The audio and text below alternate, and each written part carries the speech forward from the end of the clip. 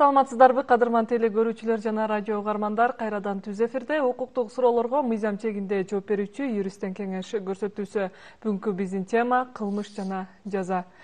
Мыйзамга ылайык коомго коркунуч келтирген күнөөлүү жана жазалануучу жоосун кылмыш деп таанылат. Жоруктар жөнүндө кодекске ылайык адам өзүнүн күнөөсү аныкталган аракеттери жана аларды жасаганын натыйжасында келип чыккан кесепеттер үчүн жазык жоопкерчилигине тартылат. Эми бүгүн сиздердин суроолоруңуздарга тажрыйбалуу юрист Мырзабеков Чыңгыз Авазович жооп бермекчи. Саламатсызбы, Чыңгыз мырза? Саламатсызбы. Студиябызга кош келипсиз. Албетте бүгүнкү тема коомдогу оор көйгөйлүү маселелерден, бирок аны козгобой коюу дагы мүмкүн эмес. Ошондуктан биз бүгүн кайрылган жарандардын мына ушул багыттагы суроолоруна орун берели деп чечтик. Алгач эле ушул жалпы теле көрүүчүлөргө жана радио угармандарга маалымат иретинде айта кетсеңиз, негизи эле жаза катары каралган эркиндигинен ажыратуунун максималдуу мөөнөтүнө жараша кылмыштардын бөлүнүшү жана аларга карата дайындалуучу жазалар тууралуу маалымат берип кетсеңиз. Саламатсыздарбы, урматтуу теле көрүүчүлөр. Кылмыштар бул анча оор эмес, оор жана өзгөчө оор кылмыштар болуп квалификацияланат. Анча оор эмес кылмыштарга бул 5 жылга чейин эркиндигинен ажыратуулар кирет. Демек, 5 жылга чейинки эркиндигинен ажыратуулар бул баягы мурда сыртка шарттуу соттоо деп коет эле, бүгүнкү күндө пробация кызматынын баягы карамагына өткөрүп беришет. Демек, булар камак жазасы белгиленбей калышы мүмкүн. Ал эми оор кылмыштарга 5 жылдан эркиндигинен ажыратуу 5 жылдан жогору 10 жылга чейинки. Булар сөзсүз түрдө мындай камак жазасы белгиленет. Ал эми өзгөчө оор кылмыштарга 10 жылдан жогору өмүр бою эркиндигинен ажыратуу чаралары колдонулат. Бизде Кыргыз Республикасында эң максималдуу жаза чара бул өмүр бою эркиндигинен ажыратуу. Учурда коомчулуктагы эң оор маселелердин бири бул зордук зомбулук болууда. Негизи эле зордук зомбулукка каршы бизде мыйзам кандай күрөшөт? Зордук зомбулук боюнча биз Кыргыз Республикасында зордук зомбулукту алдын алуу боюнча мыйзам бар. Ал мыйзамга ылайык бардык мамлекеттик ишкана мекемелер, бардык кызматтар ушул мыйзамды аткарууга милдеттүү болуп саналат. Эми үй бүлөлүк зордук зомбулук кандай болушу мүмкүн? Бул демек дене боюна залал келтирүү менен, анын психологиялык зомбулук болушу мүмкүн, экономикалык зомбулук болушу мүмкүн. Денесине оор залал келтирүү дегеним бул оор эмес, жеңил залал келтирүү, бул баягы аны денесине ур токмок алуу. Бул боюнча ар түрдүү, эгерде денесине оор залал келтирип, бир мүчөсүн бир жерин мындай сындырууга, көзү көрбөй калууга, укпай калууга алып келе турган болсо, анда бул оор кылмыш болуп эркиндигинен ажыратылат. Эгерде жеңил залал келтирген болсо, анда бул тергөөдөн же соттон кыскарышы мүмкүн. Бул кандай учурда кыскарат? Бул ошол жабырлануучунун тосмо арызы менен келтирилген чыгым орду толтурулса, анда бул иш кыскартылат. Экономикалык деген бул ошол демек акча каражатына тыюу салуу, анын мындай эч кандай бир финансылык мүмкүнчүлүк бербей кыйноосо, бул дагы зомбулукка кирет. Психологиялык деген дагы мындай күч колдонбостон, бирок дайым басынтуу, аны мазактоо, аны басмырлоо. Булардын бардыгы үй бүлөлүк зомбулук, зордук зомбулукка кирет. Буга жараша Кыргыз Республикасынын жоруктар жөнүндө кодексине ылайык, Кыргыз Республикасынын жазык кодексине ылайык беренелери каралган. Бул ошол жасалган зомбулуктун оор жеңилдигине жараша чара колдонулат. Маалыматыңызга рахмат. Ошондой эле азыркы учурда биз коомчулукта дагы эң орчундуу суроолордун бири бул кыз ала качуу дагы болуп жатат. Кыз ала качуу негизи эле бул кылмышпы? Кыз ала качуу бул оор кылмыш. Жөн эле кылмыш эмес, бул оор кылмышка кирет. Себеби дегенде никеге туруу максатында кыздын эркине каршы ала качуу бул 3-чү категориядагы эркиндигинен ажыратууга алып келет. 3-чү категория деген бул 5 жылдан жогору 7,5 жылга чейин эркиндигинен ажыратылат деген түшүнүк. Эгерде бул дегеле үй бүлө курууда бул адамдардын өзүнүн эрки, биринчи өзүнүн эрки, өзүнүн арызы ошону менен нике туруу башталат. Ал эми анын эркиндигинен сырткары ала качуу же жашап аткан үйдөгү аялын мындан ары жашоого мажбурлоо булар оор кылмыш болуп эсептелинет. Албетте маалыматыңызга рахмат. Биз көрсөтүүнүн жүрүшүндө дагы суроолорго жооп берүү менен маалыматтар менен толуктайбыз. Анткени бизге келип түшкөн суроолор бар. Суроолорго кезек бере берейин. Саламатсыздарбы? Менин балам достору менен кыз ала качууга катыштыгы бар деп азыр үстүнөн иш козголуп жатат. Анткени алар жашы жете элек кызды ала качкан экен дейт. Ата энеси милицияга арыз жазып коюшуптур. Бала менен кыз сүйлөшүп жүрүшкөн экен. Эми аларга кандай жаза колдонулушу мүмкүн? Жазасын жеңилдетүү жолдору барбы дейт. Эгерде жашы жете элек кыз боло турган болсо, бул сөзсүз чара колдонулат. Мен жогоруда айтпадымбы, 3 категориядагы чара колдонулат. Тилекке каршы бул оор кылмышка кирет. Андан сырткары бул баягы жашы жете элек кыз. Эми көпчүлүк учурда оор кылмыш дейбиз, бирок жабырлануучу арыз бербейт. Ал өзүнүн ыктыяры менен келгендигин, аны эч ким мажбурлап алып качпагандыгын билдирет. Мындай учурда алып качуу фактысын аныктоо бир топ кыйынга турат. Андай учурларда иш мындай кыскарат, кылмыштын курамы жоктугуна байланыштуу.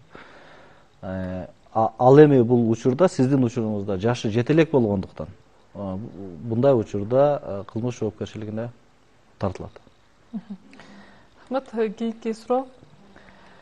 Мен 2 жыл мурун мушташып милицияга түшкөнмүн. Алыш 2 жыл мурун жабылган, эми быйыл мыйзамсыз жабылган экен деп кайрадан тергөө иштери козголуп жатат. Ошол туурабы дейт. Бул мындай көпчүлүк учурда эски иштер козголгонун мындай бул болот мындай. Себеби дегенде көпчүлүк учурда мыйзамсыз жабылып калган учурлар болот, же болбосо издөө жарыяланган учурларда, же болбосо эксперт дайындаган учурларда иш убактылуу токтотулуп калышы мүмкүн. Андан сырткары бир башка негиздер менен кылмыштын курамын, же болбосо дагы бир көптөгөн негиздер менен токтотулуп калган болушу мүмкүн. Муну көзөмөлдөөчү прокуратура органы текшерип чыгып, же болбосо кайрадан жабырлануучунун арызы менен кайрадан изилдеп каралып чыгып, жаңыдан ишти териштирүүгө жөнөтөт. Бул баягы кайрадан жандандырылгандан кийин сиз өзүңүздүн баягы тиешелүү ошол иш боюнча далилдериңизди келтирип, кайрадан ишти кыскартууга болот. Эгерде кылмыш курамы аныкталган болсо, анда ошол беренеге карата тиешелүү чара колдонуу боюнча, юридикалык баа берүү боюнча иш сотко өткөрүлүп берилет. Рахмат. Кийинки суроого өтөрөлү. Саламатсыздарбы? Биз бир адамга 7 жылга алдатып жибергенбиз. Артымдан келсең акчаңды берем деп качып кеткен бойдон жок. Арыз жазганбыз. Издөөдө деп карабай коюшту. Дагы кайсы жакка кайрылсак болот? Эч жакка кайрылбайсыз. Себеби дегенде бул издөөдө болгон болсо, иш убактылуу токтотулуп турат. Табылганга чейин токтотулуп турат. Бул эгерде сиз анын акыркы жүргөн жерин билген болсоңуз, анда ошол издөө органына, милиция кызматкерлерине, ыкчам издөө кызматына сиз кабар бериңиз. Бул качан кармалып, милиция органдары аркылуу кармалып алып келгенден кийин иш тергөө уланат. Кийинки суроо. Саламатсыздарбы? Менин баламдын дос балдары бирөөнү уруп коюшкан. Балам аларды бөлүштүрөм деп ортого түшкөн экен. Бирок аны да кылмышка шектүү катары кармап кетишти. Күнөөсүздүгүн кантип далилдей алам дейт. Күнөөсүздүгүн тергөө ар тараптуу, толук объективдүү жүрөт. Бул тергөөчүнүн милдети. Тергөөчү каалаган адамды сен кылмышкерсиң деп мындай мойнуна коюп кое албайт. Аны сотко жибере албайт. Себеби сотто дагы, ал жерде дагы мындай юридикалык баа берилет. Ошондуктан бул алдын ала териштирүүчү орган болгондуктан бул ар бирине шек санайт. Булар шектүү катары чакыртылат. Сиз сотто ошол ким ургандыгы, аны ким уюштургандыгы бардыгы далилденип, сиздин уулуңуз ал жерде күбө катары, окуяга күбө катары гана мындай катталат. Кийинки суроо. Саламатсыздарбы? Менин иним былтыры кыз ала качуу кылмышы менен камалган дейт. Эми аны кандай жол менен чыгарып алсак болот деген суроо. Эми бул жерде мунапыс болгон болушу мүмкүн, ушундай мунапыс менен гана чыгышы мүмкүн. Андан сырткары баягы өзүнүн мөөнөтү келет, сыртка баягы шарттуу соттоого же болбосо жатак абагы деп коет, ошол жатак абагына чыгарсаңыз болот. Кийинки суроо, саламатсыздарбы? Менин жолдошум биринчи жубайы менен ажырашкан, 3 баласы бар. Ага алиментин төлөйт, кечиктирбейт. Бирок балдары менен бир да сүйлөштүрбөйт дейт. Балдар ошол аялдын апасында, өзү Турцияда жүрөт. Ушуга кеңеш берсеңиз, бул нерсеге дагы статья барбы? Атасына көрсөтпөйт дейт. Балдарды биз өзүбүзгө карайбыз деп кайтарып алсак болобу деген. Балдар 10 жаштан жогору өзүнүн оюн, өзүнүн пикирин билдиргенге укугу бар. Баланын бул эгерде мыйзамда баланын жашоо жерин талаш тартыш жаралса, сот тартибинде чечилет деп жазылган. Сиз сотко кайрылыңыз. Сотко кайрылаардан алдын үй бүлө балдарды коргоо деген атайын бөлүм болот. Ал балдардын жашоо шартын, кандай шартта жашап жатат, мындай айтканда эмне жеп, эмне ичип жатат, кандай шартта экендигин аныктап чыккандан кийин анан ошол сот ошолго сөзсүз көңүл бурат. Сот эгерде атасын алып бериш керек экен деп тапса, анда сизге алып берет. Эгерде бала жок, мен атама барбаймын, апам менен жашаймын деп, же болбосо алардын жашоо шарты жакшы болсо, алардын кийим кечеси, тамак ашы, билим алуусу жакшы боло турган болсо, анда алып берүүнүн кажети жок деп эсептейт. Анда мындай учурда сиздин арызыңыз канааттандырылса калат.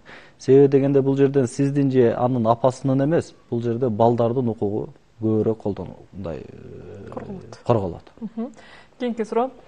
Менин жолдошум жакында мага кол көтөрүп сабап салды. Бул биринчи жолу эмес. 8 айлык балам бар, өзүм кош бойлуумун дейт. Буга жоопкерчилик барбы? Кантип ажырашсам болот деген суроо. Эгерде сизди ур токмок алган болсо, сиз милицияга арыз жазыңыз. Милициянын тергөөчүсү атайын соттук медициналык экспертиза дайындайт. Соттук медициналык экспертиза сиздин денеңизге канчалык залал келгендиги боюнча даражасын аныктап берет. Ал жерде жеңил залал болушу мүмкүн, же оор болушу мүмкүн. Жеңил боло турган болсо, мен жогоруда айткандай, бул анча чоң эмес кылмыштарга кирип, бул боюнча сиздин тосмо арызыңыз менен жарашуу мүмкүнчүлүгүңөр болот. Ал эми баягы кантип ажырашам деп сурап жатасыз. Бул мыйзамда никени улантуу кылмыш болуп саналат. Сиздин күйөөңүз мен жашабаймын деп эгерде сиз айта турган болсоңуз, ошол минутадан баштап сиз жашабай коюуга укугуңуз бар. То есть жолдошуңуз менен жашабай коюуга. Эгерде жолдошуңуз сизди жок, мен менен жашайсың, эч жака барбайсың деп туруп мажбурласа, бул кылмыш. Бул дагы оор кылмышка кирет. Ошондуктан сиз кандай жашооңузду, ким менен жашооңузду, кайсыл жерде жашооңузду өзүңүз эркин тандай аласыз. Бул сиздин конституциялык укугуңуз. Урматтуу телекөрүүчүлөр жана радио угармандар, эскерте кетейин, биз бүгүн кылмыш жана жаза темасынын алкагындагы суроолорду кабыл алуудабыз. Андыктан кылмыш иштерине байланыштуу көйгөй жаралып жатса, же мына ушуга байланыштуу сиздерде суроолор болсо, биз менен байланышып, өз суроолоруңуздарды жөнөтсөңүздөр болот. Түз байланышта 032 коду менен 55732 телефон номери иштөөдө. Ал эми WhatsApp аркылуу SMS суроолорду кабыл алуучу 0558 888 929 номери кызматта. Бул номерге сиздер SMS суроо гана жөнөтө аласыздар. Бизге келип түшкөн кийинки SMS суроо. Саламатсыздарбы? Мен батыр энемин. Батыр энеликке документ тапшырган элем, бирок жолдошуңуз соттолгон деп документ кайрылып келип жатат. Эмне кылсам болот дейт. Батыр эне бул Кыргыз Республикасынын президентинин алдында атайын мамлекеттик сыйлыктарды берүүчү бөлүм иштейт. Ал бөлүмгө сиздин айыл өкмөтүңүз карап чыгып, областтык администрацияга, ал жерден анан мен айткан ошол президенттин алдындагы комиссияга жөнөтүлөт. Ал комиссия карап чыгып туруп, арызыңызды канааттандырат же канааттандырбайт. Мисалы үчүн сиздин арызыңызды сиздин жолдошуңуз соттолгон экен деп туруп кайтарган болсо, сиз бул боюнча кайра өзүңүздүн каршы пикириңизди жазып туруп, кайрадан комиссиянын кароосуна жөнөтүңүз. Себеби дегенде сиздин жолдошуңуздун соттолгондугу сизге баатыр эне наамын ыйгарууга эч кандай тоскоолдук жасалбаш керек. Ар ким өзүнүн жасаган ишине, өзүнүн жасаган кылмышына жеке жоопкерчилик тартат. Ошондуктан сиздин жолдошуңуздун соттолгону сиздин баатирене наамын алууга эч кандай мындай тоскоолдук болбошу керек. Ошондуктан сизге менин сунушум кайрадан ошол документтериңизди, өзүңүздүн каршы пикириңизди билдирип, кайрадан комиссиянын кароосуна жөнөтүңүз. Кийинки суроо, мен бир эжеге 90 000 сомго мебель жасап бердим эле, бирок 20 000 сомду материалга берген боюнча калган акчасын бербей, ал кайра мени сотко бериптир. 2 айдан бери сот деле чакыра элек дейт. Акчамды кантип өндүрө алам? Колуңузда эмне далил бар? Ошол далил менен сиз сотко бересиз, акча өндүрүү боюнча. Ал эми сизди сотко берди деп жатасыз. Ал эмне деп берди? Эмне үчүн сот сизди 2 айдан бери чакырган жок? Бул дагы өзүнчө маселе. Демек, сот ал арызды кароого негизи жок деп табышы мүмкүн. Же болбосо ошол тиркелген документтер менен кошо сот кайра арыз ээсине, демек, доогерге кайтарып бериши мүмкүн. Себеби дегенде сотко бериш үчүн далилдер болуш керек. Сотко берген адам эле мындай утпайт. Кайрадан ошол өзү мамлекеттик алым төлөп, ошол мамлекеттик алымды кайра кайтарып ала албайт. Ошондуктан сотко дагы мындай негиздүү берилет. Негизсиз жалган көрсөтмө менен берген болсо, анда өзү жоопкерчиликке тартылып калат. Кийинки суроо. Эгерде сот туура эмес чечим чыгарса, чечимге макул болбосо кайда кайрылсак болот? Эгерде биринчи инстанциядагы сотто, райондук же шаардык сотто каралган болсо, анда сиз 30 күндүн ичинде апелляциялык тартипте областтык сотко кайрыласыз. Эгерде сиз Бишкек шаарынан жазып жаткан болсоңуз, анда Бишкек шаардык сотко кайрыласыз. Эгерде областтык жага теңдештирилген ошол Бишкек шаардык соту же областтык соттордо иш каралган болсо, бул 3 айлык мөөнөт ичинде кассациялык тартипте жогорку сотко кайрыласыз. Жогорку соттун чечими, өкүмү, токтому бул акыркы болуп саналат, даттанууга жатпайт. Кийинки суроо, саламатсыздарбы? Жаңы жылдын алдында телефон жоготком, милицияга арыз жазгам, жообу жок дейт. Эми алар милиция кызматкерлери жоголгон телефондорду издебейби? Жоголгон телефондорду издейт, бул чоң маселе жаратпайт. Эгерде сиздин ошол телефонуңузду жаңы алган болсоңуз, ал жерде баягы QR код деген атайын өзүнүн белгиси болот. Ошол белги аркылуу сиздин телефонуңуз жагылган болсо, кайсыл жерде жагылды, ким менен байланыштуу, бул маалыматтардын баарысы чыгат. Бүгүнкү күндө мындай жаңы технологиялар менен иштеп жатышат.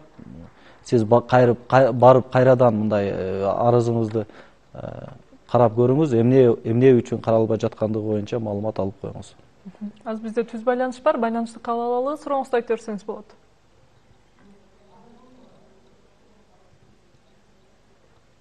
Сурооңузду айтыңыз.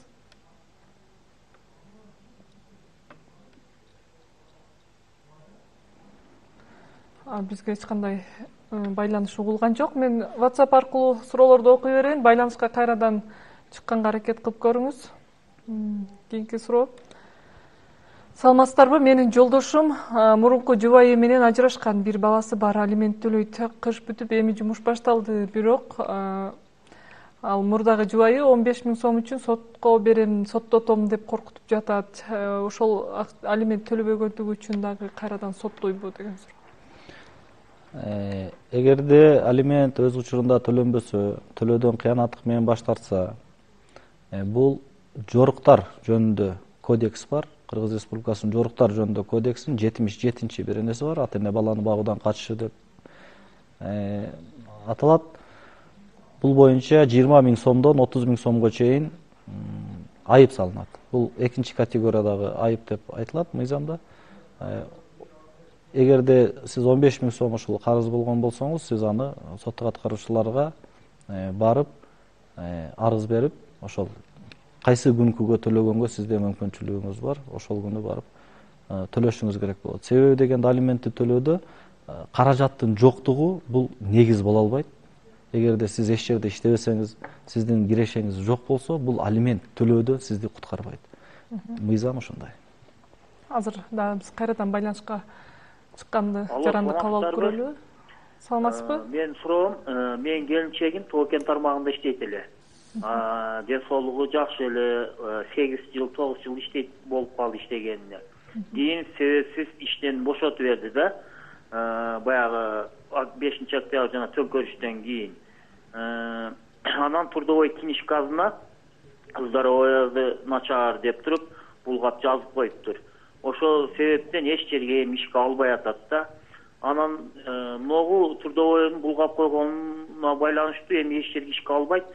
Биз сотко кайрыла алабызбы? Анан бул фирмалардын имеет право ушу трудовой книжкасын булгап койгонго акызы барбы? Ден соолугу жакшы эмес бунун деп, кан аз деп ушундайдыр бир орусчалап жазып коюптур да. Эч жерге ишке албай атат эми. Анан же сотко кайрыла аламбы? Кандайдыр бир жолдору барбы ушул трудовой книжка боюнча таза мындай жакшы жана кылыш үчүн? Сурооңуз түшүнүктүү. Кыргыз Республикасынын Эмгек кодексинин 83-чү беренесинде бул жумуш берүүчүнүн демилгеси менен кызматкерди жумуштан бошотуу. Ал жерде бар. Эгерде медициналык тактаманын негизинде, медициналык корутундунун негизинде жумуш берүүчү кызматкерди жумуштан бошото алат. Ал кандай болуш керек? Ал медициналык корутундунун негизинде болуш керек. Сиз айтып жатасыз. Ден соолугу абдан жакшы, ден соолугу мыкты. Бирок эмгек китепчени булгап жазган деп. Сиз биринчи буйрукту көтөрүңүз. Буйрук эмне деп чыкты? Эмне негиз менен сиздин келинчегиңизди жумуштан бошотту? Ошол буйрукка эмне деп жазылган болсо, эмгек китепчеге ошол нерсе жазылыш керек. Буйруктун демек чыккан күнү, буйруктун номери ал жерге жазылат. Эмне себептен жумуштан бошотулганы аны негиздеп ал жерге жазылыш керек. Эгерде чындыгында ден соолугун буйрукта башка нерсе болуп, ал эми эмгек китепчени булгап койгон болсо, сиз сотко эмес, кайра эле ошол ишкананын демек ишкананын жетекчисине кайрылыңыз. Алар милдеттүү түрдө эмгек китепчеңизди оңдоп, кайрадан өздөрү калыбына келтирип берүүгө милдеттүү. Ошондуктан сиз тактап туруп, кайрадан өздөрүнө бериңиз, алар өздөрү оңдоп берет. Эгерде эч кандай медициналык корутундусу жок эле ушундай чечим кабыл болгон болсо, сиз өзүңүз келинчегиңизди алып барып атайын медициналык кароодон өткөрүңүз. Анын ден соолугу чын деп чыккан болсо, анда кайрадан жумушка орнотуу боюнча сотко арыз берсеңиз болот. Бүгүнкү күнгө чейин төлөнбөй калган эмгек акыны кайра төлөп беришет. Кийинки суроо. Саламатсыздарбы? Биз келинчегим экөөбүз сүйлөшүп, баарынын ыраазычылыгы менен эле макулдугу менен той жасап үйлөнгөнбүз дейт. Келинчегимдин жашы жетпегендигине байланыштуу тергөөгө 17 000 сом төлөдүк. Бул мыйзамдуу дейт. Негизи 18 жаштан 18 жашка чейин бул бала деп таанылат. Нике курагы бул 18 жаш. 18 жашка толгондон эртеси күнү никеге турса болот. 17 жаш менен никеге туруу бул кылмыш. Демек сизге ошондой айып бул салынган. Саламатсыздарбы? Мен сиздерге суроом. Чоң атамдын үйүнүн документин бакма баласы тартып алып, өзүнө өткөрүп алыптыр. Негизи ал үй атама калыш керек болчу. Чоң ата, чоң энем каза болуп калышкан. Кантип документти өзүбүзгө өткөрүп алсак болот? Бул бакма бала деген эгерде асырап алган болсо, ал бакма бала дагы, өзүнүн баласы дагы экөөнүн статусу бир болот. Эгерде асырап алган болсо, сот аркылуу, соттун чечими менен асырап алган болсо. Эгерде соттун чечими жок, жөн гана мындай багып жүргөн учурлар болот го. Ошондой болгон болсо, анда ага өткөрүүгө мыйзам дагы жол бербейт. Бул кандай болгон болушу мүмкүн? Менин эгерде ал баланы асырап алып, ал бала ошол жерде акыркы жолу жашаган, ошол айыл өкмөттөн форма 50 деп коет. Форма 50-нү ошол мурас кабыл алуу боюнча атайын берилүүчү тактама. Форма 50-дө адам каза болгондо акыркы жолу ошол менен ким жашады? Ал үйдө бүгүнкү күнгө чейин ким жашап, ким мындай ак ниеттүү пайдаланып келатат, бул боюнча ошол тактама берилет. Андан соң эгерде сиз менчик ээси каза болгон учурдан баштап 6 айдын ичинде сиз арыз бербеген болсоңуз, бир топ жыл өткөндөн кийин ошол бакма баласы барып ал үйдү өткөрүп алганга, мурас укугун алганга укугу бар болгон. Аны мамлекеттик нотариус мурас алуу күбөлүгүн берип, мамлекеттик демек каттоо орган тарабынан өзүнүн менчигине өткөрүп алган. Бул мыйзамдуу көрүнүш. Эгерде сиз жок, менин үлүшүм бар, мен өзүм үлүшүм алышым керек, бул мыйзамсыз деп эсептесе, сиздин соттук коргонуу укугуңуз бар. Сиз мурастоо укугун баягы берилүүчү күбөлүктү жокко чыгаруу жөнүндө сотко берсеңиз болот. Кийинки суроо. Саламатсыздарбы? Менин балам Россияда уурулук менен кармалып, убактылуу кармоочу жайда жатат. Соту боло элек. Аны кантип чыгарып алсак болот? Кылмыш кайсыл жерде жасалса, ошол мамлекеттин мыйзамдары менен жоопкерчиликке тартылат. Аны убактылуу кармоочу жайдан чыгарбайт. Себеби дегенде, Россиянын мыйзамдары боюнча дагы кандай учурларда камайт. Эгерде анын жашоо жери дайынсыз болсо, туруктуу жашаган жери жок болсо, анын өзүн аныктоочу паспорту демек өзүнүн документи жок болсо, мындай учурларда же болбосо тергөөдөн качып кетүү мүмкүнчүлүгү бар деп эсептелсе, анда убактылуу кармоочу жайга киргизилет. Сиз күтүңүз, соттун өкүмүн күтүңүз. Эгерде анча оор эмес кылмыштардын категориясына кирген кылмыштар боло турган болсо, балаңыз соттон кийин өзүнүн жазасын айып салынып, же болбосо ошол шарттуу соттоо жолу менен кайра чыгарылат. Эгерде оор кылмыш же өзгөчө оор кылмыш жасаган болсо, ал өзүнүн жазасын өтөө боюнча өкүмгө ылайык өзүнүн жазасын өтөйт. Сиз Кыргыз Республикасынын башкы прокуратурасы аркылуу аны экстрадициялоо жолун тандасаңыз болот. Бул деген сөз анын Россиядагы өтөп жаткан жазасын Кыргыз Республикасында өтөөсүн улантууну сурануу деген түшүнүк. Кийинки суроо. Саламатсыздарбы? Мен 17 жылдан бери менин дыйкан чарбага бөлүнгөн 1 гектар жеримди башка адамдар бербей иштетип жатышат. Анткени атам убагында жер көлүгүмдө ошолорго берип койгон экен дейт. 17 жылдан бери колдонуп жатышат. Мен кантип алсам болот? Мен аларга бергенге макул эмес. Үлүш жерди, үй бүлөлүк үлүш жерди сатууда сиздин атаңыз өзүнүн гана үлүшүн сатканга анын укугу бар болгон. Өзүнүн гана үлүшүн. Эгерде сиз үлүш сатканда кол койбогон болсоңуз, сиз ал үлүштү сатканга макул эмес болсоңуз, сиз өзүңүздүн үлүшүңүздү бөлүп алыңыз. Айыл өкмөткө барып, жер адисти алып барып, үлүшүңүздү тактаңыз, казыкты кагып, ошол жериңизди өзүңүз бүгүнкү күндөн баштап иштетүү оюңузду айтыңыз.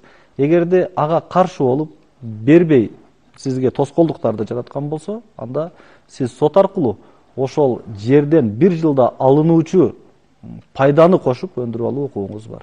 Бул менчик сиздин үлүшүңүз, сиздин өзүңүз каалагандай пайдаланууга укугуңуз бар. Сиз аны эч ким мындай соттун чечимисиз тартып алууга укугу жок. Азыр бизде түз байланыш бар, байланыштыкка алып көрөлү. Саламатсызбы? Сурооңузду айтыңыз. Саламатсызбы? Мен суроом бар эле. Могу мен тайнем, таятамдын 9 кызы бар эле. Анан эң чоң бир таежебиз эч кимге айтпастан тайнебизди ден соолугу начар оорулошконуна байланыштуу нотариуска барып кол койдуруп үйдү өзүнө өткүзүп алыптыр. Эми калган бир туугандары үйгө тиешеси жок болуп, эч кандай үйгө киргизбей ушундай бир келишпестиктер, түшүнбөстүктөр болуп атат да. Анан ошого тууган уруктары каршы болуп атат үйдү өткүзүп алганына. Эми бир доо арыз болуп сотко кайрылса болобу? Кандай кылып ошо үйдүн мүлктөрүнө мындай өздөрүнө тиешелүүн алса болот? Кандай мыйзамда кандай каралган ушул боюнча бардыгына бирдей тийиш үчүн ошо үй ата мурасы да ошо 9 кызга тең бөлүнүш керек болуп атат да азырчы. Чоң эжебиз мыйзамсыз эч кимге айтпастан тайнебиздин колун койдургузуп үйүн өзүнө өткүзүп алыптыр. Тактоо иретинде суроом бар да. Айтсаңыз, бүгүнкү күндө сиз анда мен мындай жооп берейин. Ар бир менчик ээси өзүнүн менчигин өзү каалаган адамга бергенге толук укугу бар. Ал анын баласы болобу, чоң баласыбы, эң кичүү баласыбы, келиниби, кошунасыбы же таптакыр бейтаныш адамга дагы бергенге укугу бар. Бул анын чечими. Эң чоң эжеси барып нотариус аркылуу өткөргөн болсо, нотариуста сөзсүз түрдө нотариус андан сурайт. Сиз кол кое аласызбы? Сиздин бүгүнкү күндө акыл эсиңиз ордундабы? Чындыгында өткөрүүнү каалайсызбы? Деп күбөлөрдүн катышуусу менен сөзсүз түрдө өткөрүп берет. Бул мыйзамдуу көрүнүш. Буну белекке берүү тартуулоо келишими деп айтылат. Же аны көзү тирүү кезинде өзү каалаган адамга өткөрүп бербестен керес катары нотариус аркылуу жазса болот.